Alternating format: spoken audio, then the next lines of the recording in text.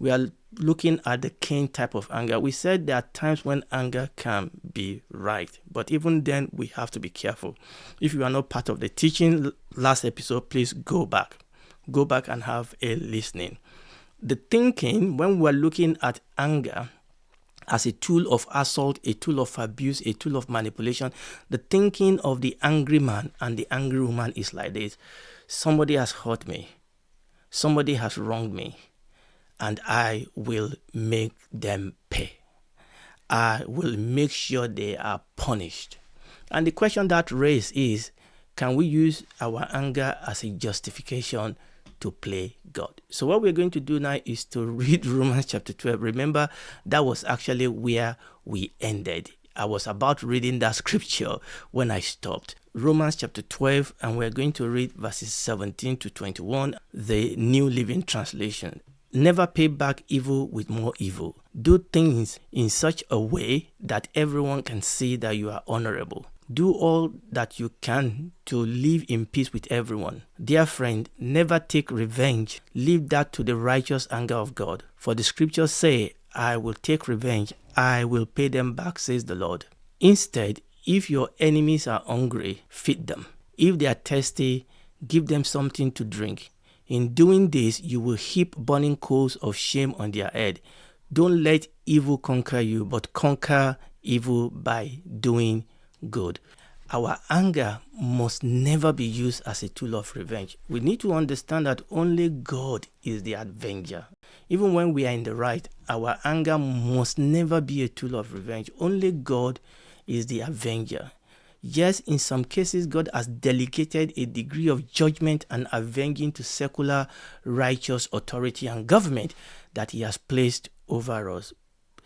And we should allow them to do their work. We will acknowledge the anger, we will acknowledge the hurt, but we will leave the job of allocating and executing vengeance and punishment to God and to the institution that God has constituted to do it. We know that human constitution can be corrupt, but the truth is that if every one of us is allowed to do what is right in our sight, if we are allowed to do what we deem fit in our own anger, then there will be chaos, there will be confusion, there will be no room for conviction and repentance of the sinning heart. No, we need to understand that the primary aim of judgment and justice is to, number one, deliver and protect the oppressed, the victim, but also secondarily is to offer opportunity of repentance and redemption to the oppressed. Now, this is the reason why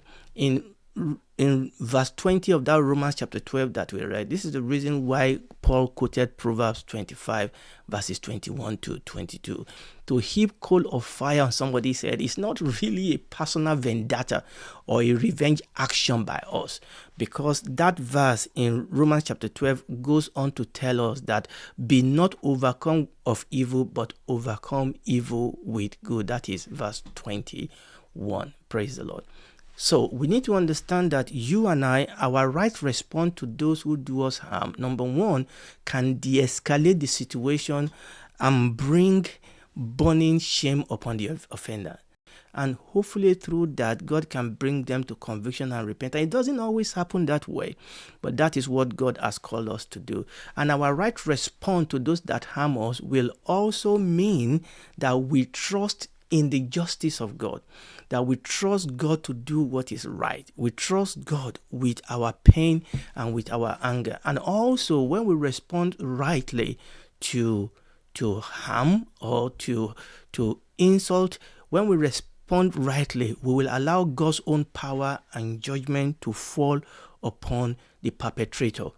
First, for conviction, God will give them the opportunity to repent, but if they don't repent, God will administer judgment.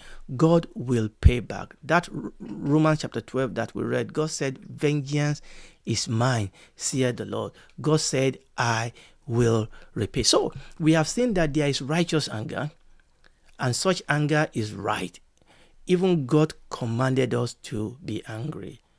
And that such anger, such command that God has given us to be angry comes with great caution, comes with great warning. Because when we read the book of Ephesians, we've read it before, he said we should be angry, but we should sin not. And we should give no place to what? To the devil. Why? Because anger, even righteous anger, can easily deceive us and can be exploited by the devil. However, we have seen that Cain's anger was an even anger. It was a substitute anger. It was a substitute emotion. It was a distraction. It was a smoke screen. Cain was clearly in the wrong. There was no righteous burning fire in his heart. There was no righteous burning fire upon his altar of sacrifice. But there was in his heart an evil burning emotion of anger. In his heart, anger against God, primarily, like we saw in the last episode. Then, secondarily, anger against his brother. We are going to move on then, because the next question we are going to ask ourselves is this: will Cain conquer his anger? That's the next question. Or will his anger conquer him? So let us read Genesis chapter 5, and we are going to read verses 5 to 7. We are going to read first from King James Version. But unto Cain and to his offering God had no respect, and Cain was very wroth, and his countenance fell. And the Lord said unto Cain, why art thou wroth, and why is thy countenance fallen? If thou doest well, shalt thou not be accepted? And if thou doest not well, sin lieth at the door, and unto thee shall be his desire, and thou shalt rule over him. Now let's read this from Amplified Bible. But for Cain and his offering God has no respect. So Cain became extremely angry and indignant, and he looked annoyed and hostile. And the Lord said unto Cain, why are you so angry, and why do you look annoyed? If you do well, believing me and doing what is acceptable and pleasing to me, will you not be accepted? And if you do not do well, but ignore my instruction, sin crouches at your door. His desire is for you to overpower you, but you must master it. First, despite Cain's evil and wickedness, the Lord in his mercy came to him. God came to him. God came to him. God came to talk to him. God came to reason with Cain. God came to instruct him. Just like a loving father, God did not give up on Cain straight away. God came to Cain. God came to talk to him, to reason with him, to instruct him. Praise the Lord. And we've touched on that in the past. It is as if God was saying something to Cain. It's as if God came to Cain and said, Cain, you have been unreasonable. It's as if this is what God was saying here. You have been unreasonable here. What do you expect? I mean, do you expect that you will ignore and disobey God's instruction, God's clear instruction? Do you expect that you will disobey and break God's instruction and you will get away with it and you will be accepted? You should know better. You know better than that. You broke the rule of sacrifice, therefore you were rejected. That was the sense in which God came to Cain to talk to him. And God seems to be telling Cain, look, if only you will consider your ways and learn your lesson. If only you will retrace your step, God seems to be telling Cain. If only you will offer your sacrifice rightly and offer it with the right attitude, then like your brother Abel, you will be accepted. You also will be lifted up. Because that word accepted here means to be lifted up. And that was what God seems to be telling Cain in this conversation. Then after that, the Lord then told Cain the other alternative and consequences. God went on to warn Cain of the danger ahead. This is what we will read in the second part of verse 7. God warned Cain, and God said, look, Cain, if you continue to ignore my instruction and correction, second part of verse B says, and if you do not do well, but ignore my instruction, sin crouches out your door. His desire is for you to overpower you, but you must master it. That is from the book of Amplified. Praise the Lord. Now, this portion of our story has been interpreted in diverse fashion by commentators. This area we are going to go into now. What God said here in 7b, I'll read it again. If you do not do well, but ignore my instruction, sin crouches at your door. His desire is for you to overcome you, but you must master it. Now, the key to interpretation of Genesis chapter 4 verse 7b is to remember that, number one, what we are reading in this verse are consequences to the phrase, and if you do not do well. So that is the foundation. God said, if you do not do well, and everything else that then God said after that is predicated upon that fact. If you do not do well. In other words, they describe what happened after and because of Cain's wrongdoing and sin. And therefore, the Bible says, sin crouches at your door. If you do not do well, sin crouches at your door. So God is here dealing with the fatal relationship that Cain has developed with sin. God here is not talking about the relationship between Cain and his brother. The phrase, his desire is for you to overpower you, but you must master it. That phrase does not refer to the idea of one brother authority or abuse over the other brother. No, that will be foreign to this context. God was not dealing with the relational issue between Cain and Abel. God was dealing with the relational issue between Cain and sin. So when God said, listen to me, his desire is for you to overpower you, was talking about sin, the sin that is crouching at the door. His desire is for you to overpower you, and God said you must master it. Now, we are going to take a closer look now at this Genesis chapter 4, the second part of verse 7, because we have a lot to learn from this portion of the scripture about sin and righteousness. And what I've done here is I've put that verse into 4 steps.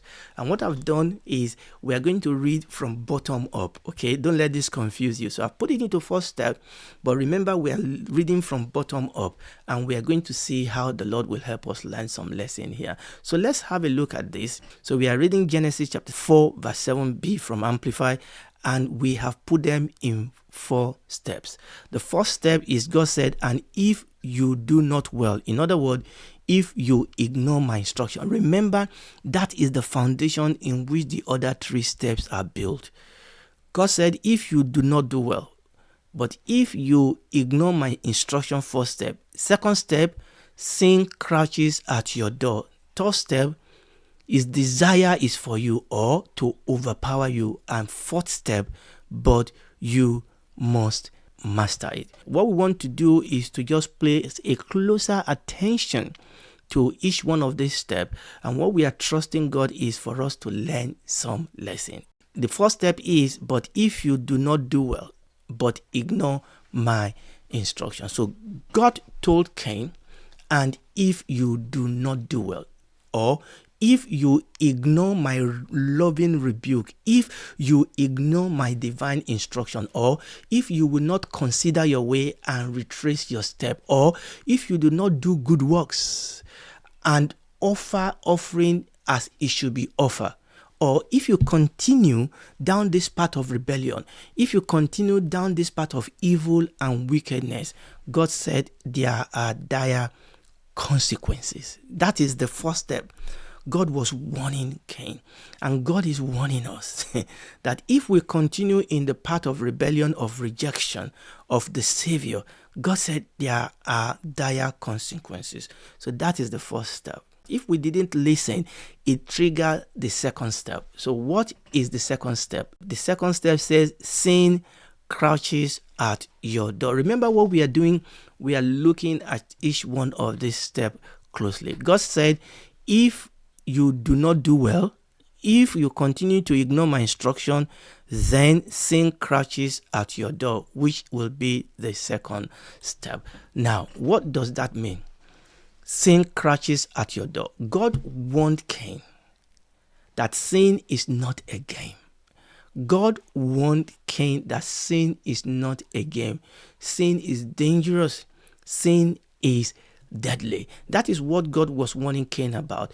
Now, if you read Proverbs chapter 14, verse 12, the Bible says there's a way which seemeth right unto a man, but the end thereof are the ways of what?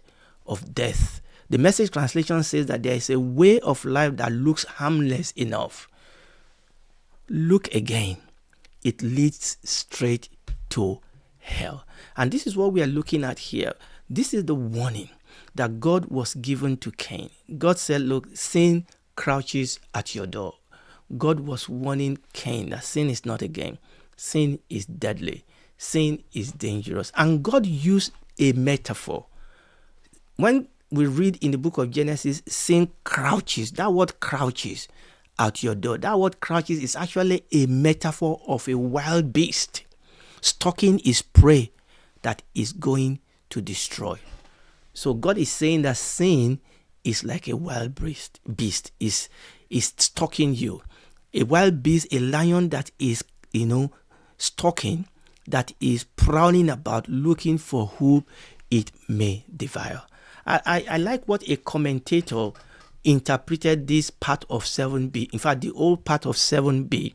I'm going to read what this commentator said. He said, you could interpret it this way. God was telling Cain, and if thou doest not well and continue to cherish evil in your heart, then remember, the Bible says, sin, like a savage wild beast, is lying in ambush, ready to spring out upon you. In other words, this commentator said that word sin crouches at your door means, is here interpreted, sin like a savage wild beast is lying in ambush.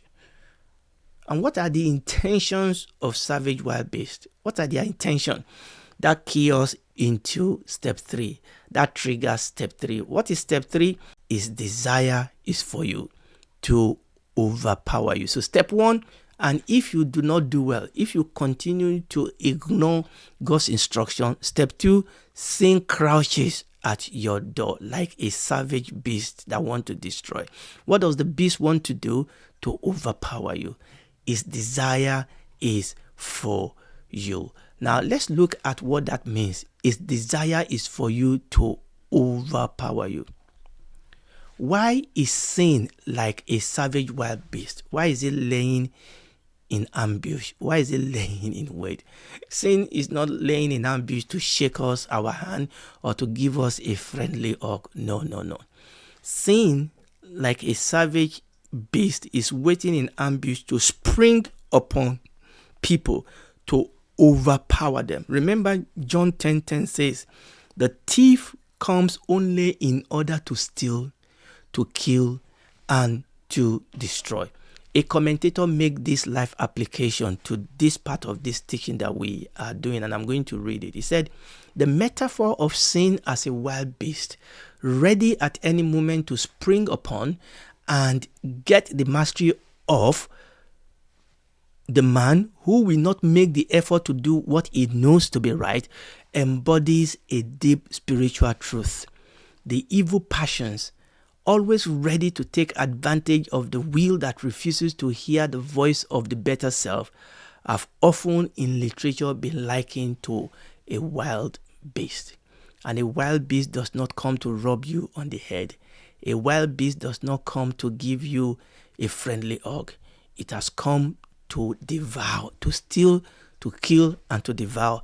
And this is the warning that God was giving Cain. And this is the warning that God is giving us, that sin is not a game. That sin is like a savage wild animal that is crouching, that desire to overpower, that desire to kill, that desire to steal, that desire to destroy. And then that leads us nicely to the 4th step. God said, but you must master it. That is God's final instruction. You must master it. That is what God told Cain. Now, Cain, as a farmer, must have fought against beasts of the field. The beasts that want to come and destroy his flock.